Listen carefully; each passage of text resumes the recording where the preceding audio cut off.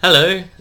So yeah, I've been working on like a little game, sort of a demo, because I wanted to. I don't know, I felt like learning how to use this thing called canvasquery. Now, this is, I guess, just what I do now. Here's the backstory. HTML5 introduced a number of things, including the canvas element. And the canvas element is really malleable, or malleable. You can change it. So, the cool thing about the canvas element is you can use these functions that are built into web browsers that are built up to the HTML5 standard, and you can draw squares and load images and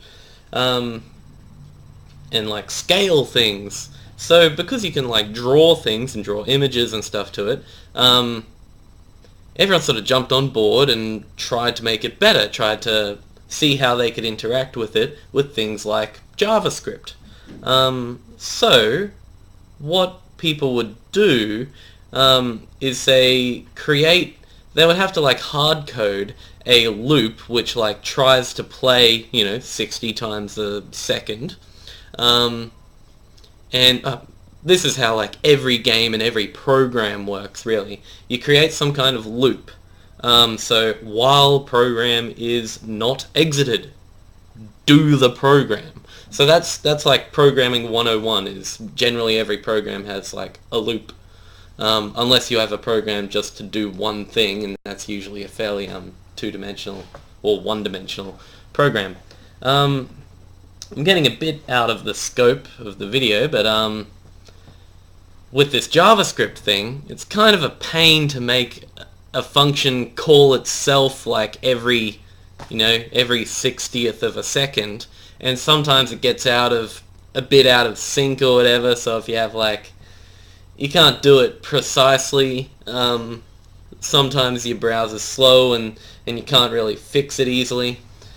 Anyway, not only that, but doing all of this, all of the loop making is, an extra bunch of lines of code. And if you don't want to do that, then you typically get some kind of framework or engine to build off of. There's a lot of good ones. Anything that uses WebGL is probably pretty good. I think there's 3.js or whatever. That's for three-dimensional stuff with Canvas. Anyway, I'm using canvasquery and Playground, and I just decided to mess around with it. I might upload that soon, and then I'll change the description. I might just get it up playable, or I might not.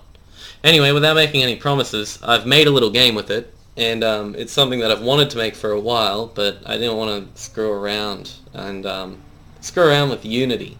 Unity's alright, but you have to reinvent the wheel for a lot of things. Say I want to make a 2D game. Whoa, whoa, whoa, whoa. Now Unity's built in some 2D stuff, but look, I just don't like it. I don't like it when I'm trying to be really simple, and that's what I'm trying to do. So I'm using this canvasquery, and it reminds me a lot of Microsoft's XNA package, which means that it doesn't make a game, but it gives you some handy loops and it gives you some handy functions, and that means that I can make a little game and make it in HTML5 and JavaScript, and what I can do with that is put it on a phone, put it on a Linux computer, put it on Mac, put it on anything that can run a browser, and that is really cool. I really like that. So yeah, I've been messing around with that, which is good. Go to canvasquery.com. I'll put that link in the description. But yeah, that's what I was doing, sort of yesterday and the day before and stuff. It only took me a few hours to put it together. Just make a little bit of pixel art. Anyway, that's it for today. See you next time.